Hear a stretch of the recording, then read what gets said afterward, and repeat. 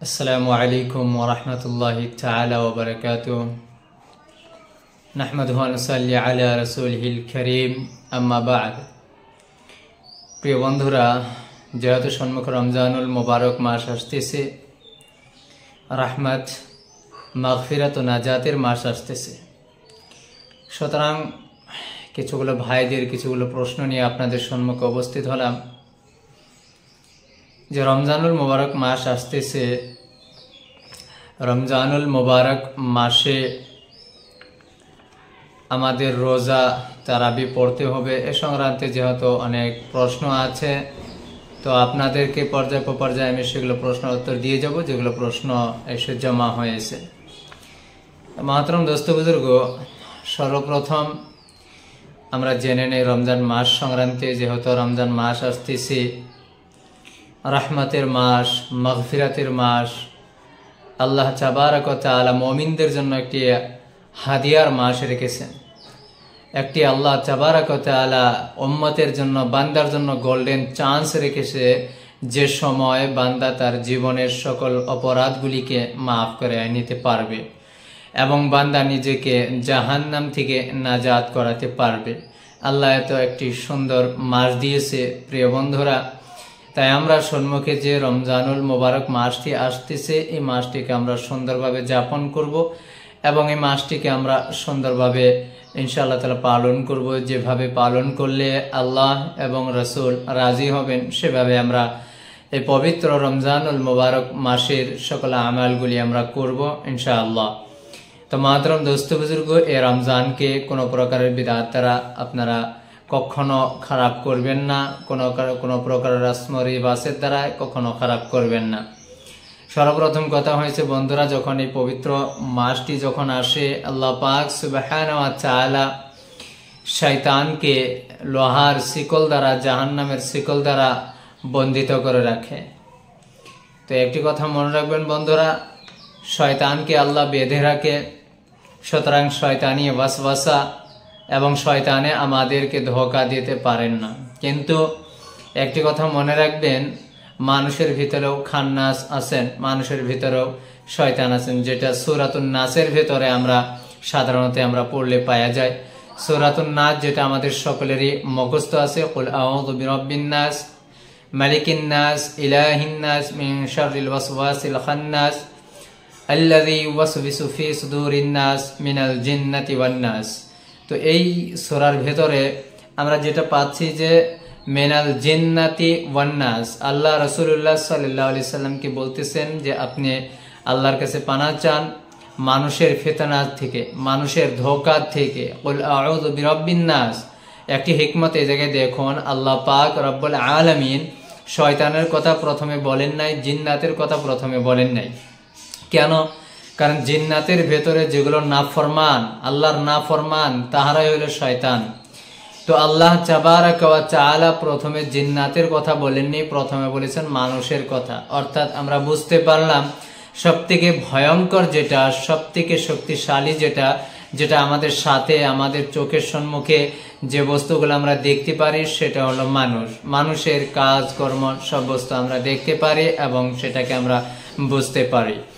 আল্লাহ তাবারক ওয়া তাআলা রাসূলুল্লাহ সাল্লাল্লাহু আলাইহি সাল্লামকে বলেন যে আপনি আল্লাহর কাছে বলুন আউযু বিরাব্বিন নাস। আমি মানুষের, প্রথমে আল্লাহ তাবারক ওয়া তাআলা কি করেছেন, মানুষের ফিতনা ফাসাদের থেকে পানাহ চাওয়ার বলেছেন। তারপর বলেছেন আউযু বিরাব্বিন নাস, মালিকিন নাস, ইলাহিন নাস, মিন শাররিল ওয়াসওয়াসিল খান্নাস। তো মাতরম দোস্ত বুজুর্গ, দেখা গেল যে সর্বপ্রথম শুধুমাত্র মানুষের নাস নাস নাস আল্লাহ বলতেছেন, মানুষের ফিতনা, মানুষের শার, মানুষের সকল বস্তুর থেকে আল্লাহর কাছে প্রথমে পানাহ চাওয়ার জন্য বলছেন। আল্লাযী ইউওয়াসওয়িসু ফি সুদুরিন নাস, কোন সকল মানুষ থেকে, যেগুলো মানুষ কি করেন, আল্লাযী ইউওয়াসওয়িসু ফি সুদুরিন নাস, হ্যাঁ, যাহারা নাকি মানুষের দিলের ভেতরে কি করেন, ওয়াসওয়াসা ডালেন, শক শোভা ডালেন, মানুষকে গুমরাহির পথে নিয়ে যান, সেই দিলটাকে কসমকশে ঢেলে দেন। মিনাল জিন্নাতি ওয়ান নাস, সেটা হলো জিন এবং মানুষ থেকে। সুতরাং প্রথমে আমাদের মানুষের চক্রান্ত থেকে বাঁচতে হবে, মানুষের ধোঁকার থেকেও বাঁচতে হবে।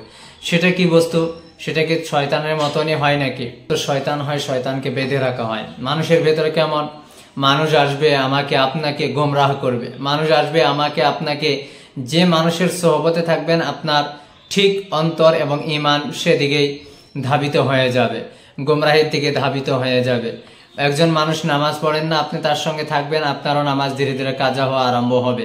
একজন মানুষ রোজা থাকে না, তার সঙ্গে থাকবেন, আপনার ধীরে ধীরে রোজা কাজা হওয়া আরম্ভ হবে, রোজা আপনিও রাখা বন্ধ করে দেওয়া আরম্ভ করবেন। এইভাবে যেটা মানুষের ধোঁকা, এবং যেগুলো মানুষ আছে, পবিত্র একটি মাস যে মাসেতে জাকাত আদায় করা হয়, যেগুলো মানুষ জাকাত দেয় না তাদের সঙ্গে থাকবেন, আপনারা ধীরে ধীরে জাকাত কি হয়ে যাবে, দেওয়া ধীরে ধীরে কমে যাবে। এইভাবে হয়তো আপনার জাকাতটা নষ্ট কিভাবে হবে সেটা আরম্ভ হয়ে যাবে, হয়তো আপনার রোজা কিভাবে নষ্ট হবে সেটা আরম্ভ হয়ে যাবে। এইভাবে ঈমানগুলোকে দুর্বল করে দিবে। পবিত্র রমজানুল মোবারক মাসে শয়তানকে বন্দী করে দেওয়া হয়, কিন্তু মানুষকে বন্দী করা হয় না। যেগুলো মানুষের ভেতরে যারা নাফরমান আছে, যাহারা ফিতনা করে, যাহারা গুমরাহ বারপা করে, যাহারা মানুষকে হকের থেকে, মানুষকে গুমরাহির পথের দিকে আগমন করে, তাদের তো বন্দী করা হয় না। সুতরাং সেটা থেকে আমাদের বেঁচে থাকতে হবে।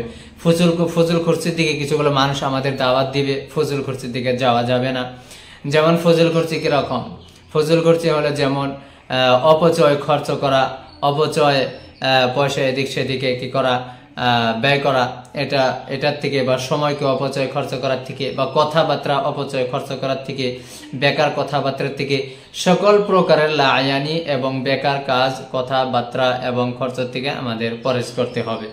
তারপর দ্বিতীয় কথা হলো যেটা ইফতারি সংক্রান্তে, এটাতে আমরা যেন সবসময় মুতাদিল হয়ে থাকি, আমরা যেন কখনো হদ না পার করি এবং যেন কঞ্জুসি না করি। হাদিসে পাকে পাওয়া যায়, রাসূলুল্লাহ সাল্লাল্লাহু আলাইহি সাল্লাম বলেন, তোমরা খেজুর দ্বারা ইফতার করো। যদি খেজুর আমাদের সাধ্য না হয় তাহলে পানি দ্বারা ইফতার করতে বলেছেন। তো সাধারণত এই কথার দ্বারা আমরা বুঝতে পারি যে ইফতারের সময় বেশি খাবার না খাওয়াটা আমাদের সেহতের জন্য ভালো, এবং নবীজির আদেশও ইফতারের সময় বেশি খাবার খাবেন না এবং বেশি বস্তু জোগাড় করবেন না। ইফতার করে, সাধারণত ইফতার করে নামাজ পড়ে তারপরে আপনারা কি করবেন, যেভাবে আপনার পেট ভরে খেতে হয়, যেভাবে খেতে হয় সেটা পরে খেয়ে নেবেন। তবে হ্যাঁ, রমজান মাসটি হলো রমজান মাসে যেটা রোজা আল্লাহ দিয়েছেন, এর অর্থ, এর মকসদ আল্লাহর ছিল যে আমরা যেন অনাহারে থাকি। সারা বছর আমরা খেতে থাকি, এবার শরীরে একটা সার্ভিসের দরকার আছে, সুতরাং আমরা না খেয়ে যেন থাকি। এই না খাওয়ার জন্য আমাদের কি করতে হবে, এই মাসটিতে তেমন আমরা এহতেমাম করি। অন্য মাসে যেমন ভালো মন্দ খাই না, কিন্তু এই মাসটিতে অবশ্যই আমরা খাই। আর প্রোটিন জাতীয় বস্তু এবং ভিটামিন জাতীয় বস্তু আমরা আরো বেশি খাই। তাহলে যেটা আমাদের ফ্যাট আমাদের ভেতরে জমা হয়েছে, সে ফ্যাটটা যে কাটবে, সে চর্বিটা কাটবে, সেটা কাটতে পারে না। সুতরাং এটাও আমরা এহতেমাম করব। আর ইনশাআল্লাহ তাআলা আমরা পর্যায়ে যেগুলো কথা বলা হবে তারপরে আমরা পরিপূর্ণ ইনশাআল্লাহ আমল করব। এখন প্রশ্ন উত্তরগুলি আমরা আগ বাড়াচ্ছি।